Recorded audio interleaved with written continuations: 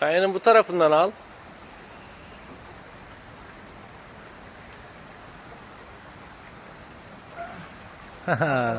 Oo, tebrikler.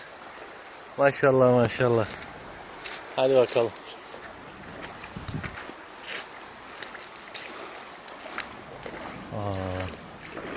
Ulan.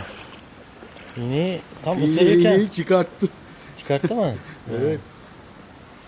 Tebrikler abi, güzel güzel. Güzel. Aynen, salabiliriz. Hop. Zaten gidiyor. Hop, hadi güle güle.